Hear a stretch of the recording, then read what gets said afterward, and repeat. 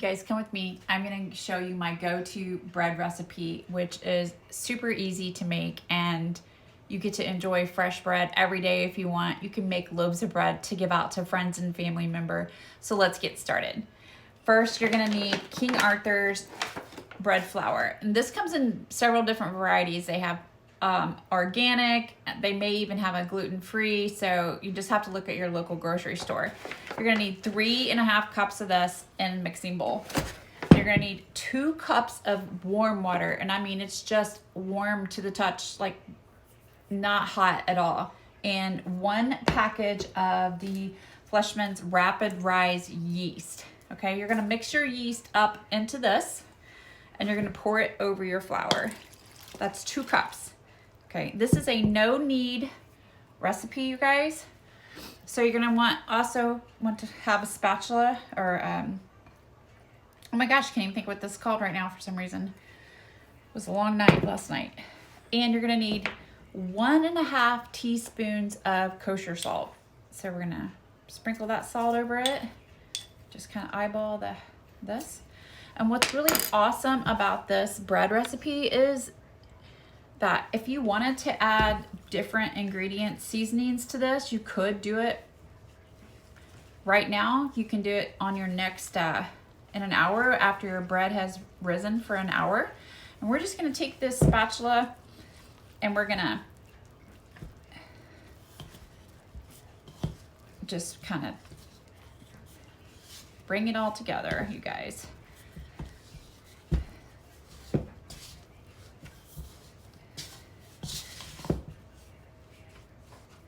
If you want to stick your hands in, you can, but you don't have to. You're just going to keep turning it until you see that all your flour's mixed in.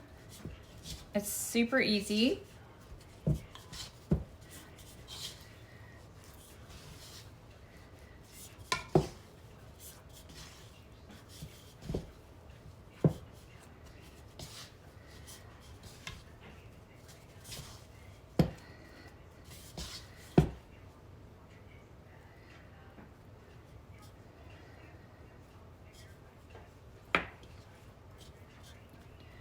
Now I've got a nice little ball right here. Looks like all my flour's mixed in pretty good, and I'm gonna cover it and let it rise for 1 hour, okay? Okay, so we've let this rise for 1 hour, and now we're ready to turn it.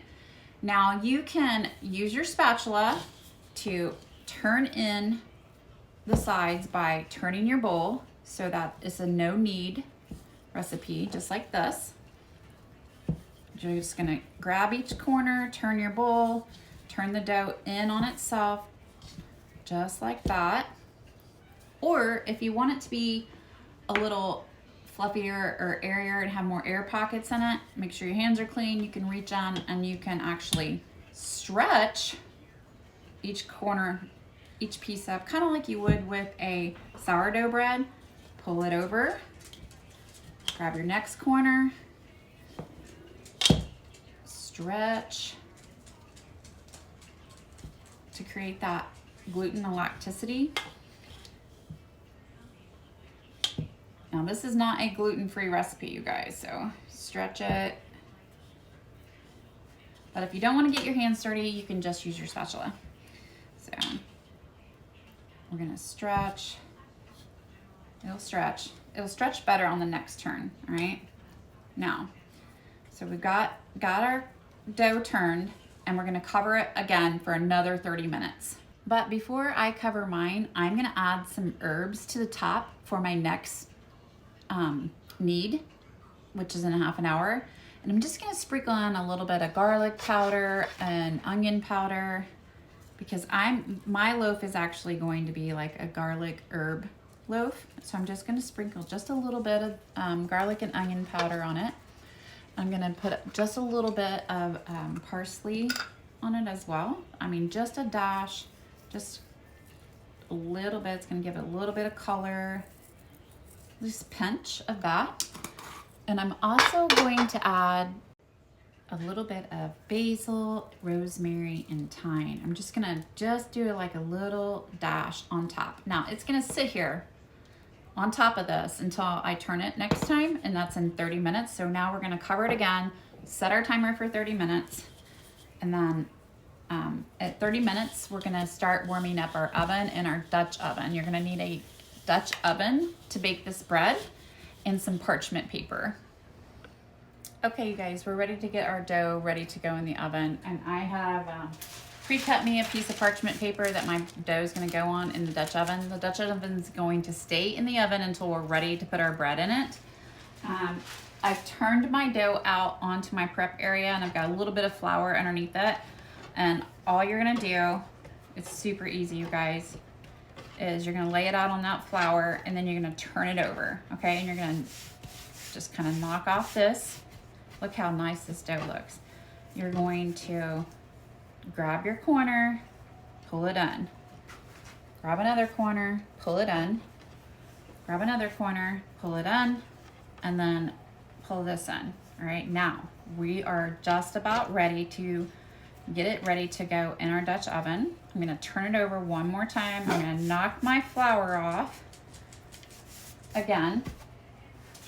I'm gonna get my parchment paper ready. I'm gonna put my dough on my parchment paper. It does not need to be beautiful, perfect, or anything right here, just like this to go into your Dutch oven. Let me move this out of the way, you guys. And then if you have a really sharp knife or a razor blade, you can cut your designs into it. So I'm gonna cut a nice cut here. So because it will split on its own, I'm gonna cut my second cut here, like this. You can cut some little slats in the sides if you want. You can get creative and make it beautiful if you want. And now I'm going to sprinkle more of the onion powder and garlic salt on the top. Not too heavy, right? And I'm gonna put my rosemary, thyme, basil, and everything that I used earlier on top of this as well.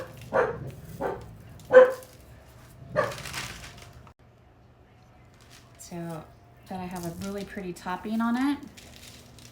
You can also spread a drizzle of olive oil. So I'm gonna take a drizzle of olive oil, and I'm just gonna kind of drizzle it across the top just like this. You don't have to, that's optional. Now I'm gonna grab my Dutch oven. Okay, my Dutch oven's nice and hot. I'm gonna take my bread, I'm gonna set it down in here. It's really hot, so don't burn yourself. You're gonna grab your lid, and you're gonna put this in the oven at 450 degrees for the first 30 minutes, and then at 30 minutes, you're gonna take the lid off and bake it for another 20 minutes. Okay, so our bread's been in here for 30 minutes with the lid on. We're gonna remove our lid carefully. This is what your bread's gonna look like, and we're gonna let it bake for another 20 minutes. Okay, our bread's ready to come out, you guys. Look at this beautiful loaf of bread. We're gonna remove it from our pan immediately, and we're gonna put it on a wire rack to cool. So if you have a wire rack, it's best to cool them on here, but you do wanna get it out of your hot pan immediately, because if not, it'll continue to cook. Okay, so the most important thing, and which is the hardest thing to do, is you've gotta let it cool for 2 hours before you cut it. And I know it's gonna smell delicious, and you're gonna wanna cut it open and try it right away. That's completely up to you, but it's gonna cut a whole lot better if you wait the 2 hours.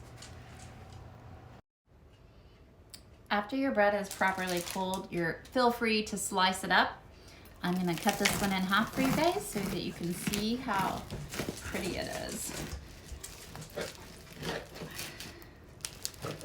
Oh, look at that. Oh, it's going to be delicious. Look how that beautiful. And I'm going to pack mine up into a bag.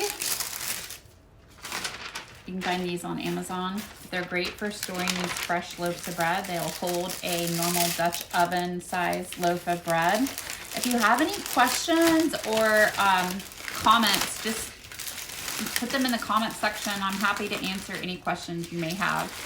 And now we have a beautiful loaf of bread that we can either enjoy or we can give away to a friend as a gift. It's a nice little treat.